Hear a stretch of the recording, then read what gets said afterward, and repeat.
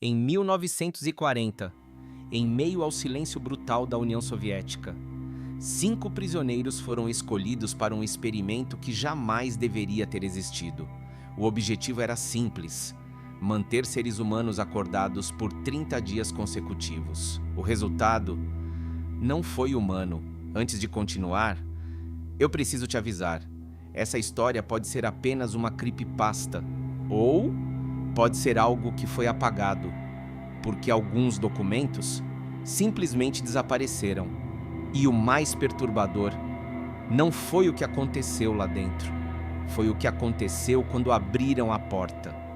A década de 1940 foi marcada pelo medo. Sob o comando de Joseph Stalin, a União Soviética conduzia experimentos secretos em nome da ciência e do poder militar. Muitos desapareceram. Alguns nunca foram oficialmente registrados. E então surgiu uma pergunta que parecia simples: o que acontece com a mente humana quando o sono é removido? Antes de falarmos sobre o experimento do sono, você precisa entender uma coisa. A União Soviética dos anos 1930 e 1940 não era apenas um país, era um laboratório. Sob o comando de Joseph Stalin, o Estado controlava tudo: pensamentos, palavras, corpos. Milhares desapareceram durante os chamados expurgos.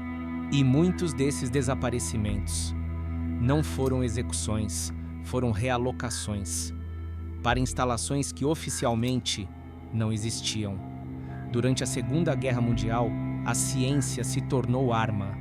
A Alemanha testava a resistência humana. O Japão realizava experimentos biológicos brutais e a União Soviética não ficou para trás. A diferença é que os arquivos soviéticos quase nunca foram abertos. O objetivo era simples: criar o soldado perfeito, mais resistente, mais obediente, mais frio. Experimentos com exposição ao frio extremo na Sibéria, testes de privação alimentar, isolamento sensorial prolongado, drogas experimentais. E há relatos de estudos envolvendo privação de sono. Para o governo soviético, prisioneiros políticos eram recursos, não pessoas. E se você tem recursos infinitos, você pode testar limites. Mas existe um limite que nenhum governo consegue controlar: o limite da mente humana. Muitos documentos da época foram destruídos. Outros permanecem classificados até hoje. Pesquisadores modernos afirmam que parte dos arquivos da NKVD simplesmente sumiu. E quando arquivos somem, não é porque nada aconteceu, é porque algo aconteceu. O sono sempre foi visto como vulnerabilidade. Um soldado dormindo é um soldado indefeso. Um líder que não dorme é um líder incansável. Mas e se fosse possível eliminar o sono? E se o corpo pudesse ser forçado a permanecer acordado indefinidamente? Essa era a pergunta que alguns cientistas soviéticos queriam responder. E para isso, eles precisavam de voluntários que não tinham escolha. 5 homens foram escolhidos, acusados de crimes contra o Estado, prometidos liberdade em troca de colaboração. Eles não sabiam que estavam prestes a descobrir algo muito pior do que uma sentença de morte. Eles estavam prestes a descobrir o que acontece quando o sono desaparece. A instalação não tinha nome oficial. Nos registros internos, era chamada apenas de Unidade 17. Localizada em uma região isolada da União Soviética, longe de cidades, longe de testemunhas. Lá dentro, tudo era concreto. Concreto nas paredes, chão e teto. Não havia janelas, relógios e nem noção de tempo. 5 prisioneiros políticos foram selecionados, todos considerados inimigos do Estado, todos com promessas idênticas: 30 dias acordados, cooperação total, Liberdade garantida. Nenhum deles questionou, porque a alternativa era pior. A sala onde seriam mantidos tinha aproximadamente 6 metros por 6. Dentro havia camas improvisadas, livros, rações secas, um banheiro químico rudimentar e algo mais. Algo que eles não podiam desligar. Um sistema de ventilação que liberaria um gás estimulante experimental. Não era para machucar, era apenas para manter acordados. Pelo menos, essa era a intenção. Início do teste, dia 1. A porta foi selada, trancas giraram, o ar começou a circular. O experimento começou. Nas primeiras horas, tudo parecia normal. Eles conversavam, riam nervosamente, falavam sobre o que fariam quando saíssem. O lugar não tinha câmeras modernas, apenas microfones e pequenas janelas de vidro espesso, impossíveis de quebrar. Os pesquisadores ouviam tudo, cada palavra, cada suspiro. E foi no terceiro dia que o tom das conversas mudou. O gás parecia funcionar. Nenhum deles demonstrava sinais de sono. Mas começaram a falar mais baixo, sussurros constantes.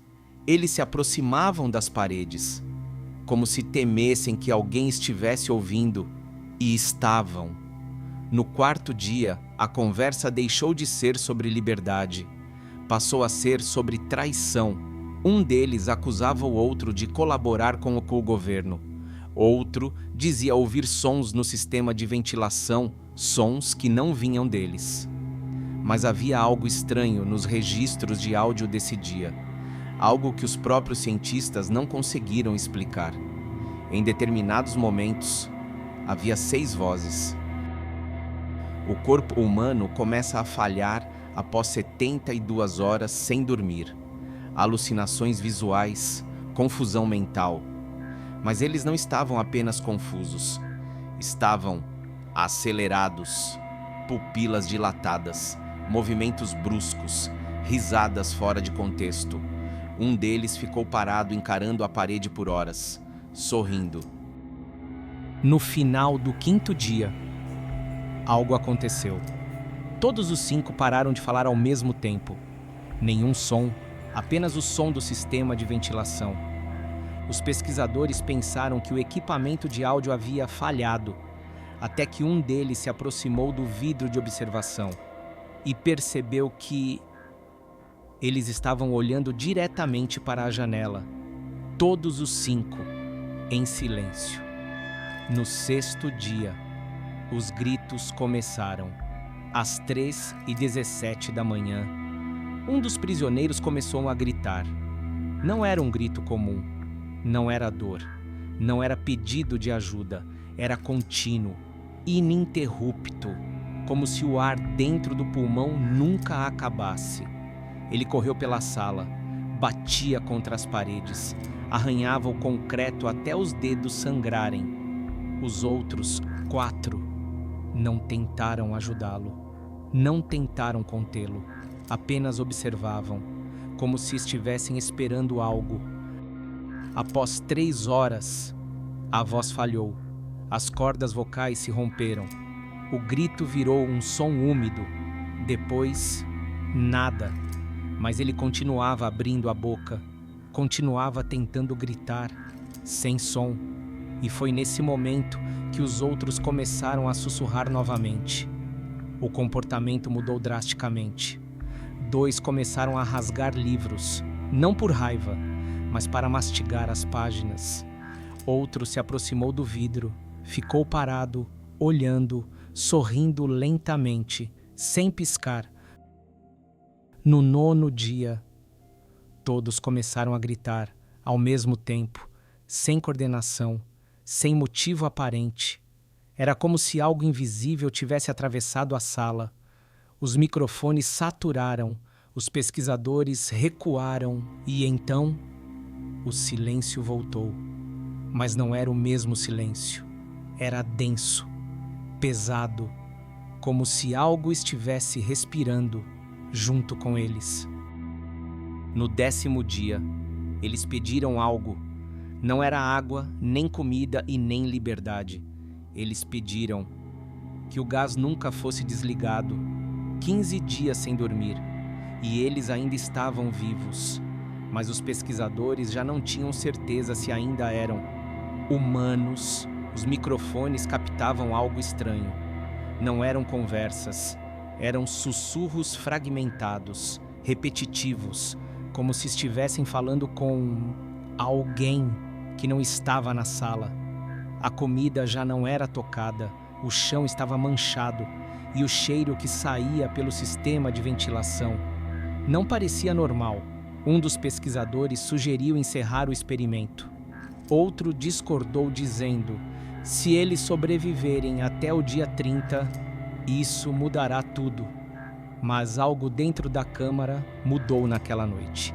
Eles começaram a implorar, não por liberdade, mas por mais gás. A equipe, então, decidiu testar uma hipótese.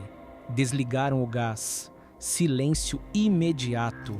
Nenhum movimento.